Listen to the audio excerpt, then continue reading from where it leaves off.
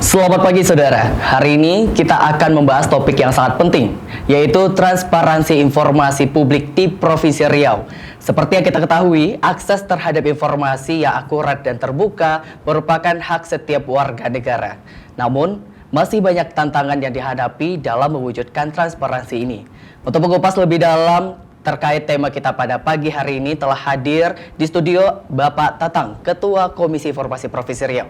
Kita sapa terlebih dulu. Selamat datang Bapak di studio kami, apa kabar? Alhamdulillah, Assalamualaikum warahmatullahi wabarakatuh. Waalaikumsalam warahmatullahi wabarakatuh. Nah, kita akan membahas mengenai tentang Komisi Informasi Provinsi Riau. Mungkin saudara di luar sana mungkin masih belum tahu dengan Komisi Informasi ini, Pak. Mungkin boleh ceritakan tentang apa sih itu, Pak, Komisi Informasi Provinsi Riau, Pak? Baik, terima kasih dengan Adinda Rizky tadi ya? Ya, benar. Baik, saya sapa dulu pemirsa kita di Kompas TV. Assalamualaikum warahmatullahi wabarakatuh, selamat pagi. Komisi Informasi ini mungkin memang masih agak asing terdengar ya di beberapa kalangan gitu. Namun di badan-badan publik, lembaga-lembaga negara ini sudah akrab sebenarnya. Komisi Informasi ini dibentuk berdasarkan amanah Undang-Undang Nomor 14 Tahun 2008 tentang Keterbukaan Informasi Publik. Nah, Komisi Informasi ini wajib dibentuk di tingkat nasional, di pusat, yaitu di Ibu Kota, Jakarta. Kemudian di setiap provinsi itu dibentuk. Jadi seluruh provinsi di tanah air ini telah memiliki Komisi Informasi. Sementara Komisi Informasi di Provinsi Riau ini terbentuk di tahun 2012. Berarti 4 tahun setelah Undang-Undang 14 2008 itu diterbitkan gitu, Dinda. Oke, kalau boleh tahu apa sih Pak tugas dan fungsi dari Komisi Informasi, Pak? Apalagi ini yang berada di provinsi, khususnya di Provinsi Riau, Pak. Ya, jadi di dalam undang-undang itu tugas Komisi Informasi ini sebenarnya simpel saja. Kalau kita kasih ruang lingkupnya hanya 3.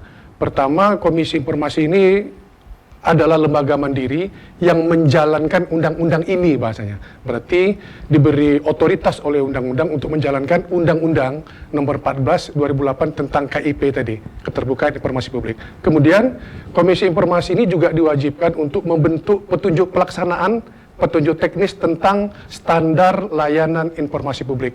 Bagaimana standarisasi informasi publik. Itu menjadi kewenangan dari Komisi Informasi. Kemudian yang terakhir yang paling penting adalah Komisi Informasi ini wajib menerima, memeriksa, dan memutus sengketa informasi publik. Baik melalui mediasi maupun adjudikasi non-litigasi. Nah, begitu. Jadi tugas pokok fungsi itu lebih kepada menerima, memeriksa, dan menyelesaikan sengketa informasi. Karena setelah undang-undang ini diterbitkan, seluruh sengketa informasi itu bermuara masuknya ke Komisi Informasi. Tidak ada lagi pengadilan umum atau pengadilan tata usaha yang berwenang kecuali Komisi Informasi. Nah, menjadi kewenangan absolut Komisi Informasi untuk menyelesaikan sengketa informasi di tanah air.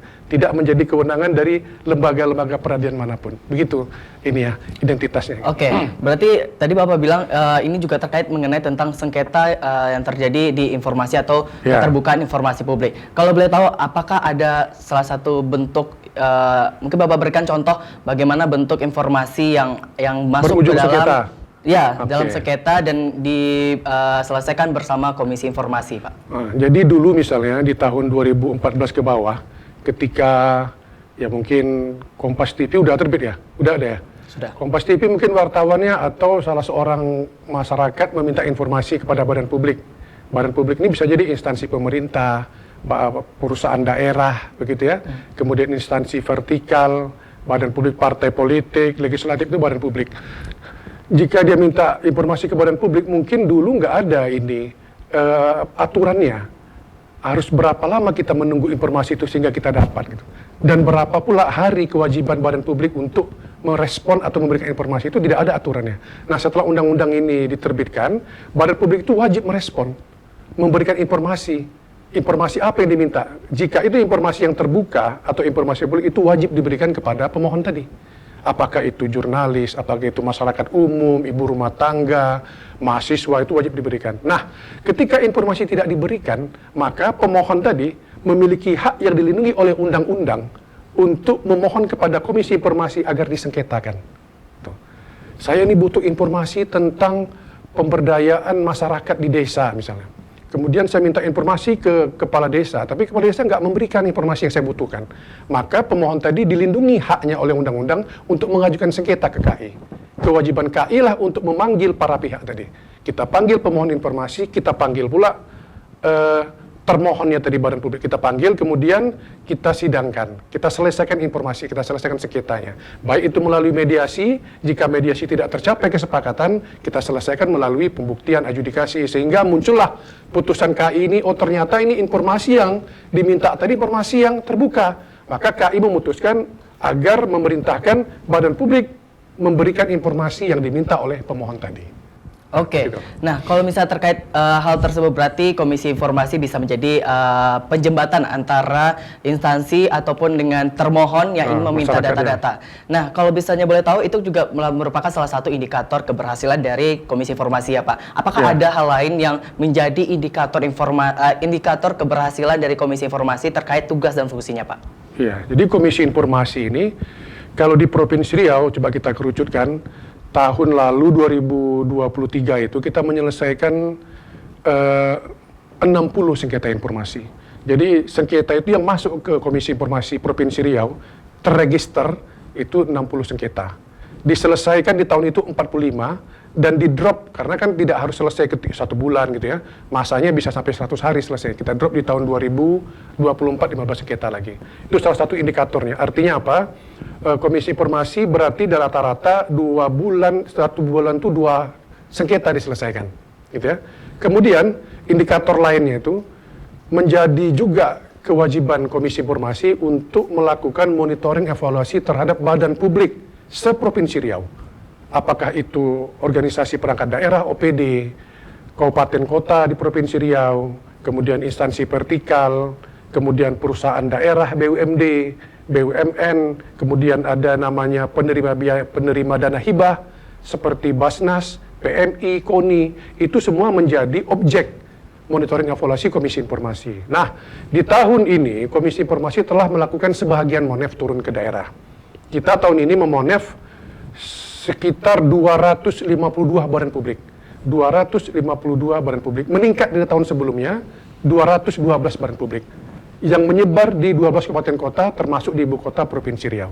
Nah, monef ini kita ingin melihat sejauh mana kepatuhan badan publik ya dalam mengimplementasikan keterbukaan di badan publik mereka. Apakah badan publik tadi benar-benar telah menata kelola badan publiknya berdasarkan prinsip-prinsip keterbukaan dan transparansi. Kita mengukur, ada indikatornya.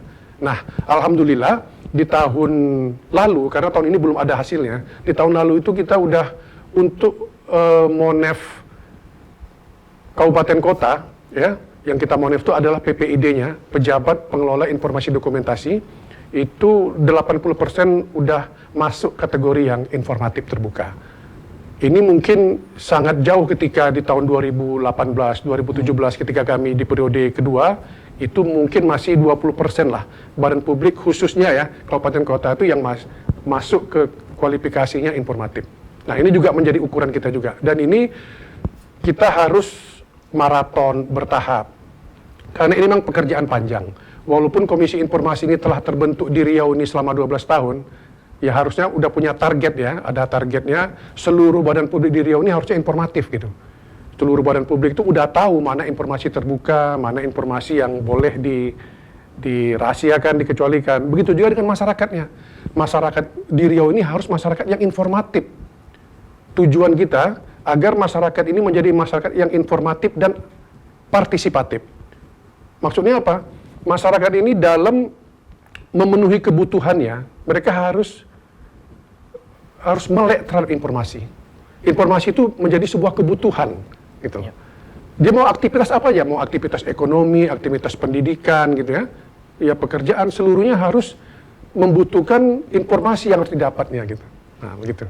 Oke, Berarti kalau misalnya kita lihat tadi di tahun sekarang, kalau Komisi Informasi ini sudah mulai merambat ke daerah-daerah terkhusus 12 kabupaten kota dengan jumlah sebanyak 252 badan publik. 52. Nah ini kalau boleh saya tahu nih Pak, bagaimana skema atau mekanisme yang Komisi Informasi lakukan kepada daerah-daerah yang ada di Provinsi Riau? Karena yang bisa kita ketahui bahwa daerah di Provinsi Riau ini kan masih ada akses-akses yang bisa dibilang cukup jauh, dan mungkin apakah ada hambatan yang terjadi ketika memonitoring dari kabupaten-kabupaten yang ada di Provinsi Riau, Pak? Oh, ini pertanyaan yang sangat bagus, Dinda Rizky. Jadi metode kita menyampaikan namanya SAQ, Self Assessment Questionnaire. Kuesioner yang diisi sendiri oleh badan publik. Nah, kalau kita serahkan itu masing-masing badan publik mungkin repot ya. Makanya kita adakan sebuah forum, di situ kita launching. Kita berikan nama launching Monef. Nah, karena ini udah bersifat elektronik, kita meluncurkannya dengan nama launching e-Monef, elektronik Monef. Jadi badan publik itu mengisi SAQ itu berdasarkan G-Form. Jadi mereka nggak perlu kita buat kertas lagi ditulis, diisi gitu nggak. Jadi menggunakan G-Form, begitu udah selesai pengisiannya, dilampirkan seluruh yang harus disampaikan, foto-foto, dokumen segala macamnya, submit, langsung sampai ke database kita. Jadi kita bisa sekali pukul menggunakan kemudahan efisiensi dari teknologi itu. Nah, dengan seperti ini kan kita bisa menjangkau ke seluruh daerah begitu. Nah, yang menariknya ada beberapa badan publik yang mungkin kita menjangkaunya agak susah, agak rumit karena keterbatasan kita, terutama wilayah kita yang geografisnya ini ada laut, sungai gitu ya. Benar. Kemudian jalan pun ada yang aspal, ya. Kemudian ada yang udah rusak, aspalnya masih adanya. Nah, kita memonef desa juga. Jadi desa ini kita sampai ke desa-desa yang mengembalikan SAQ-nya. Jadi beberapa desa kita berikan SAQ, kemudian mereka mengembalikan. Kewajiban kita untuk memvisitasi, mengunjungi mereka. Kita visitasi nih, kita cross-check, kita validasi nih, apakah yang diisi di kuesioner tadi udah sesuai dengan fakta di lapangan. Misalnya kita datang ke desa Seresam misalnya. Desa Seresam ini di Kabupaten Indragiri Hulu. Mungkin kalau kantornya cantik lah seperti Istana Negara gitu ya, miniaturnya. Kita datang karena Seresam ini berminat untuk kita monef, kita datang ke kantor mereka, kita cek, kita validasi data yang dikirimkan tadi. Nah, ini kan perlu fasilitas juga, artinya kita perlu biaya, perlu transportasi ke sana kan, ya kan, untuk sampai ke desa Seresamnya. Begitu juga kemarin tim kami yang di Meranti itu justru harus pakai mobil, pakai motor, turun ke Pompong untuk menyeberang sungai, gitu. Hanya demi keterbukaan informasi. Biasanya kan image-nya kalau keterbukaan informasi ini ya jalannya di kota saja gitu. Tapi ternyata kita sampai ke desa. Karena desa itu juga melek terhadap informasi, mereka pingin dibina menjadi desa yang informatif, kita sampai ke sana. Termasuk juga SMA. Jadi, nah kadang-kadang di wilayah-wilayah ini masih blank spot. Masih belum dapat akses internet. Sehingga ketika masyarakat pingin mengakses profil desanya, mengakses pariwisata yang di desa itu, jadi tidak bisa, ya, karena mereka pun menguploadnya tidak punya jaringan internet. Ada beberapa desa kita di Riau ini yang mungkin masih blank spot gitu. Oke, nah tadi Bapak sudah sedikit menceritakan mengenai tentang skema mekanisme yang telah terjalankan untuk memberikan data-data informasi, bisa dibilang menjemput bola ke daerah-daerah, apalagi daerah-daerah yang blank spot yang masih sangat minim sekali dengan adanya internet di sana. Nah, terkait mengenai tentang perjalanan menuju pengambilan data-data informasi ke daerah-daerah, pasti banyak sekali hal-hal kejanggalan yang terjadi. Salah satunya mungkin dalam bentuk hoax atau dalam bentuk kejanggalan dari para pegawai. Itu apakah ada yang pernah terjadi dari Komisi Informasi sendiri, Pak? Atau data-data dari badan publik di daerah mungkin yang menyampaikan ternyata itu datanya tidak benar. Itu apakah ada yang dilakukan selama masa tugas dari Komisi Informasi? Tapi kita tahan dulu, Pak. Saudara, karena kita akan membicarakan hal tersebut, ini sebuah informasi yang sangat penting ya, Pak, karena salah satunya ini juga bisa menjadi acuan buat para saudara ketika mendapatkan informasi yang dimana informasi ini nantinya sangat diperlukan sesuai dengan tema kita, adanya transparansi dari data dan informasi, apalagi dari daerah-daerah saudara sendiri. Oke, kita akan sambung lagi nanti, jangan kemana-mana, tetap di studio kami.